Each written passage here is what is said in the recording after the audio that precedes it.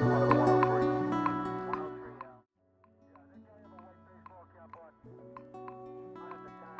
well, well, look who they couldn't figure out. Look who they spent years studying, dissecting, labeling, and still got completely wrong. You strange, silent, terrifyingly brilliant creature. Welcome back. Or better yet, welcome to the part of yourself they were never smart enough to understand. Because what they called weird, what they whispered about at tables you weren't sitting at, what made them uncomfortable in your presence and restless in your absence, that wasn't a flaw. That was the architecture of a mind they didn't have the vocabulary to describe. And the fact that they couldn't name it scared them more than anything else ever could. Before we begin, if this frequency already lives in you, 2 books were written for exactly that mind. The Crown of Ash Grim Grid Edition. The Quiet Edge Grim Grid Edition 2. Links in the description. Now let's get into it. Let's be honest about what actually happened. They saw the way your brain worked and it unsettled them.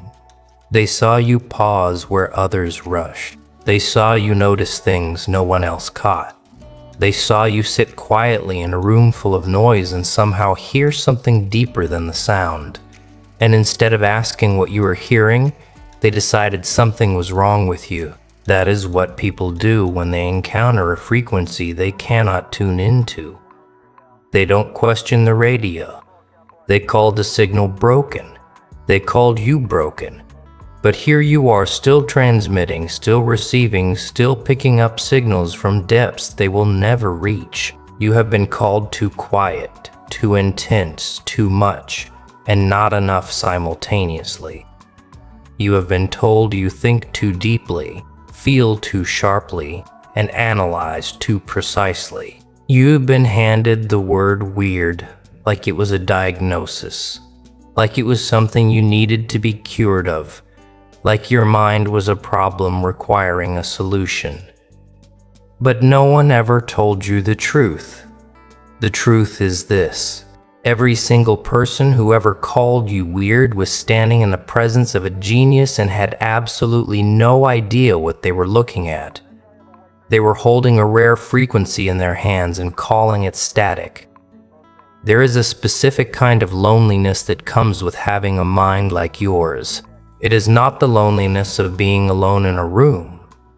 It is the loneliness of being in a room full of people and realizing slowly, and then all at once, that no one is thinking the way you were thinking. No one is following the thread you are following. No one sees the pattern you already mapped out 3 conversations ago. And so you stop talking, not because you have nothing to say, but because you already know they won't follow you there. And that silence gets mistaken for arrogance or strangeness or both. They thought you were distant. What you actually were was already ahead. They thought you were difficult. What you actually were was precise. They thought you were cold. What you actually were was exhausted from translating yourself into a language that kept losing meaning by the time it arrived. Because that is what genius costs. It costs you the easy conversations. It costs you the comfortable smallness. It costs you the nod of recognition from people who simply do not have the depth to meet you where you live. And you paid that price without even understanding that it was a price. Because you never chose to be this way. You were just built different, wired different. And the world told you that was something to be ashamed of. But here is what no one explained to you when you were sitting alone at lunch, or being talked over in meetings, or watching everyone else laugh at a joke you had already dismantled in your head before the punchline landed. The cost of being different is not evidence of wrongness. The cost of being different is the tuition. And every year you paid it. Every year you sat in that specific silence and held your mind still and decided to stay anyway. You were earning something they will never be able to buy. You were earning the kind of depth that changes everything for you. and eventually for the world around you. The ones who called you weird were not wrong, that you were different. They were wrong about what different meant. Different to a fearful mind means broken. Different to a perceptive mind means rare. And rare things are not comfortable. Rare things do not blend in. Rare things make people feel something they cannot articulate, and so they reach for the nearest ugly word and throw it. They threw it at you. For years, some of them threw it, and you carried it like it was true, but it was never true. It was just the only word they had for something they could not measure. Here is a secret they do not teach in any classroom. Genius in real life does not look the way it looks in films. It does not arrive in a blaze of obvious brilliance with everyone applauding and lights overhead. In real life, genius looks awkward. Genius looks restless. Genius looks like someone who cannot sit still in a conversation that is moving too slowly. Genius looks like someone who changes the subject because they already processed the previous one and are 3 subjects ahead. Genius looks from the outside almost exactly like what they called you. Odd, distant, intense, hard to read. The geniuses of every era were the most misread people of their time. The people who changed how the world understood itself were almost always first dismissed by the world they were about to change. They were called impractical. They were called dreamers in the hollow, dismissive sense of that word. They were called too sensitive, too theoretical, too obsessed with things that didn't matter yet. The yet is the entire story. What they were obsessed with always mattered. It just hadn't become undeniable to everyone else in the room. You are living in your yet. The undeniable part is still forming, but it is forming. Think about the way your mind actually operates when no one is grading it. Think about the connections you make that no one asked you to make. Think about the questions you ask that make people uncomfortable because the questions expose something true that everyone else agreed not to look at directly. Think about the way you cannot stop a thought once it starts. Think about the way certain ideas root themselves so deeply in you that you lie awake not from anxiety, but from the weight of something trying to be understood. That is not a disorder. That is not a quirk. That is the architecture of a mind that was built to go further than the average stop. And yes, it is exhausting. No one is going to pretend otherwise. It is exhausting to feel everything at full volume when everyone around you seems to be living at a murmur. It is exhausting to care about precision in a world that rewards approximation. It is exhausting to see what is coming before it arrives and have no one believe you until it has already happened. But exhaustion is not defeat. Exhaustion is evidence. It is proof of how hard you work inside a mind that never fully stops. And that never stopping mind, that is the engine of everything that is coming for you. You have been noticing things since before you had the language for what you were noticing. You picked up on the inconsistency in someone's story before anyone else did. You felt the shift in a room's energy before any single thing had changed visibly. You saw the outcome of a situation playing forward in your mind, while everyone around you was still reacting to the beginning. You tried to say something about it sometimes, and people looked at you like you had invented the concern, like you were being paranoid or dramatic or reading too much into things. Then exactly what you described happened, and somehow they still didn't update their opinion of you. That is the specific cruelty of the perceptive mind. You see the thing, you say the thing happens.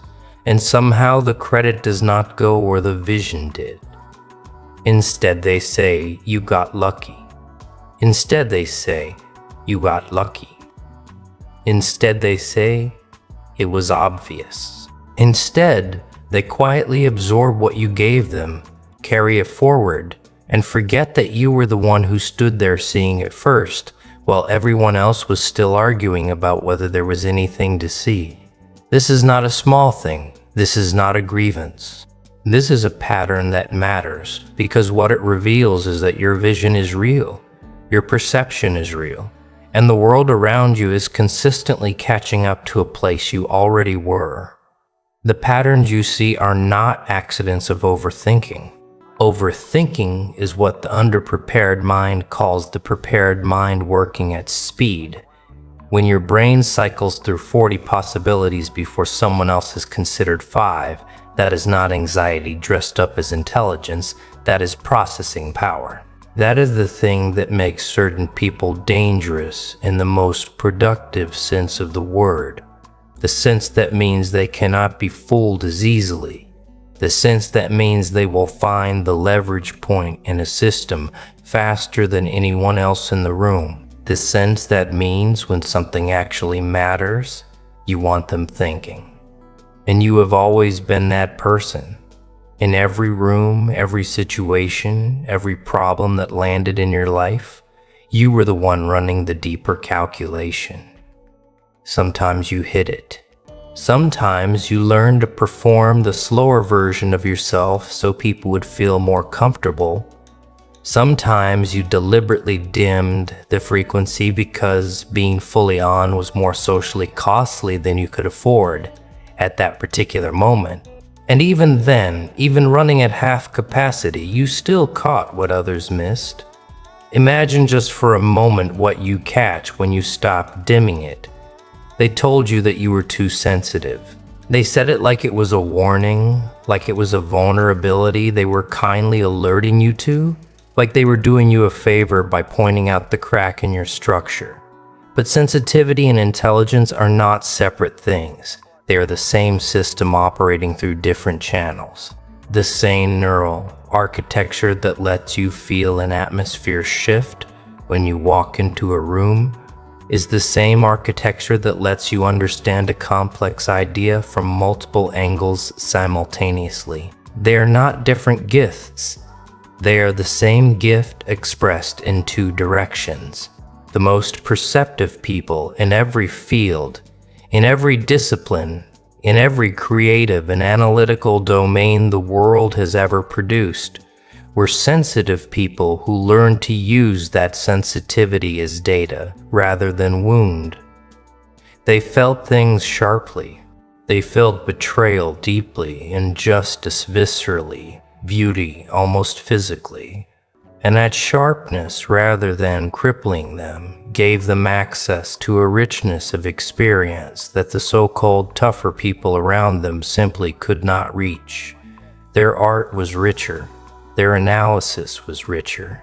Their understanding of other human beings was richer because they paid attention with their entire nervous system rather than just their surface mind. When they told you to toughen up, what they were actually asking you to do was to become less accurate. They were asking you to sand down the very instrument that allows you to read the world most precisely. They were asking you to be worse at the thing you are actually built for in exchange for being more comfortable at a dinner table or a group conversation. And some part of you, the part that just wanted to belong, almost agreed. Some part of you spent years trying to feel less, notice less, care less, because caring that much seemed to cost too much. But you couldn't do it. You couldn't turn it off because it isn't something you do.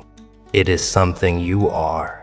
And that refusal to stop feeling, that stubborn, relentless sensitivity that survived every attempt to blunt it, that is one of the most precise things about you. You did not let them make you into someone who moves through the world half-registered. You stayed fully arrived in every moment, even when every moment cost you something. And that staying, that full presence in your own experience, even when experience was painful, is what built the depth in you that makes you genuinely different from the people who told you there was something wrong with how much you felt. Let's talk about what you actually did with all of that time they thought you were wasting. the hours you were in your own head, the silence they called antisocial, the solitude they called isolation. Because you were not absent, you were constructing. You were building frameworks inside yourself that most people spend a lifetime looking for outside themselves. You were developing a relationship with your own mind that most people never get to because most people are too afraid of what lives in the deep water of their own thinking to ever go there and stay. You went there, you stayed. And yes, sometimes it was uncomfortable. Sometimes the deep water was cold and dark, and you came up gasping and told yourself you wouldn't go back. But you always went back because something in you understood even before you had the words for it, that the work being done in that silence was the most important work of your life. The ideas being forged in that solitude were sharper than anything that gets built in the noise. The understanding being constructed in that stillness was more durable than anything assembled in the rush of performance and approval. The world does not reward the inner work while it is happening. It only rewards the results once they are undeniable and public. And so for years, maybe for most of your life so far, you have been doing the kind of work that earns no applause in real time. You have been doing the deeply private, deeply serious labor of becoming someone who actually understands something. Not just someone who sounds intelligent at the right moments, but someone who is genuinely, structurally, bone-deep intelligent. And that kind of intelligence takes the time. It cannot be rushed. It cannot be performed. It has to be built. And you have been building it. So when they dismissed the time you spent thinking as time wasted, when they told you to get out of your head, when they made you feel like the internal life you were living was a form of avoidance rather than a form of construction, they were wrong about the most fundamental thing. They thought the stillness was emptiness. It was never emptiness. It was a workshop. And the things being made inside it are going to outlast every opinion that was formed about you on the surface. Here is the part that is uncomfortable to say but too important to leave out. The people who tried hardest to convince you that something was wrong with you were almost always the people who had the most to lose if you ever fully understood how capable you were. Because your full capability is a mirror, and what it reflects back is the gap between what they settled for and what was actually possible. The moment you stop apologizing for your mind is the moment their choices become visible by contrast. And that visibility, that undeniable comparison, is something small people cannot survive. They needed you to stay confused. They needed you to keep questioning yourself, keep second-guessing your perceptions, keep circling back to the same doubts they planted precisely because doubt is the one thing that slows a mind like yours all the way down. A confident genius is unstoppable. A confused genius is manageable. And so they worked consistently, sometimes consciously, and sometimes just through the casual cruelty of people who do not examine their own motives to keep you in the zone of confusion, to keep you asking, is something wrong with me, instead of asking, what am I actually capable of? The people who called you too much were always the people who were not enough. The people who called you too intense were always the people who had never committed to anything with full force. The people who called you too deep were always the people who were afraid of what they would find if they ever stopped skimming the surface of their own lives. And so they looked at your depth and they called it a problem. They looked at your intensity and they called it a flaw. They looked at the full, burning, relentless reality of your mind and decided that what they were looking at was wrong, because the alternative that they might be, the incomplete ones, was something they simply could not afford to know. But here is what they miscalculated. They thought if they made you doubt yourself long enough, you would eventually agree with them.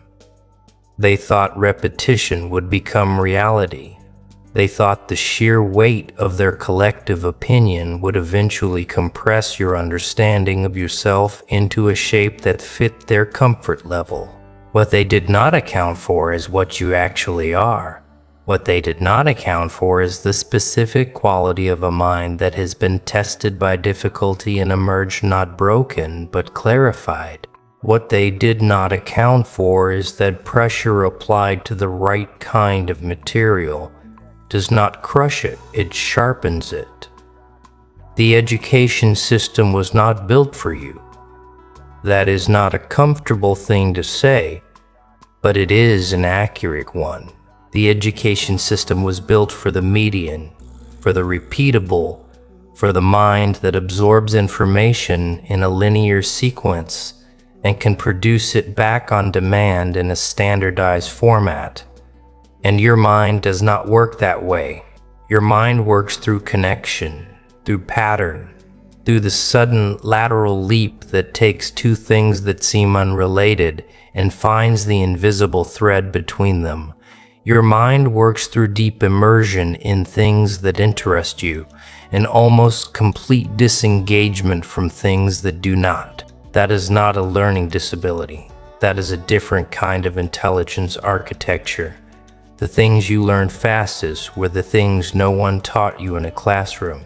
The things you understand most deeply are the things you arrived at through your own relentless questioning, your own circling, your own refusal to accept the surface answer, when the deeper answer was clearly still down there waiting.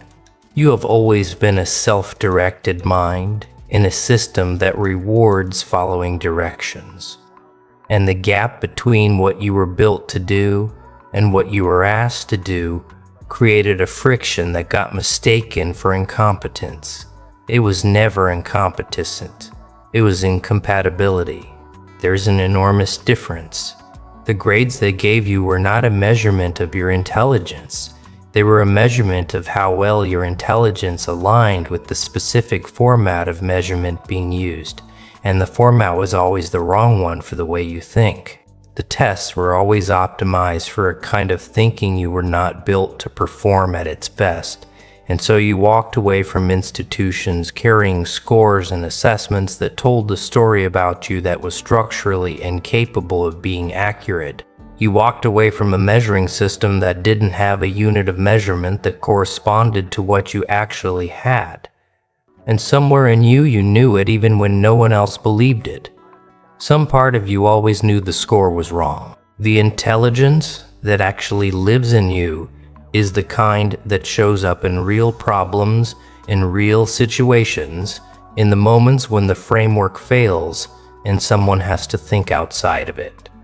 It shows up when the map stops matching the territory and someone has to navigate anyway.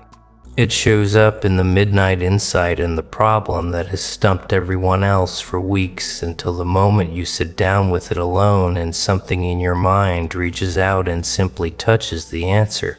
That kind of intelligence does not score well on standardized tests, but it does the things that matter most when the stakes are highest. You have always understood people better than most of them understood themselves. You watched from a very early age the way people performed versus the way people actually were.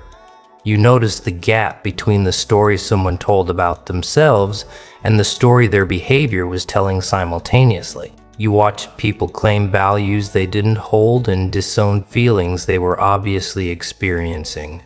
You saw the subtext running under the text, the secondary motive moving behind the stated one, the real wound being protected by the elaborate constructed personality on top of it.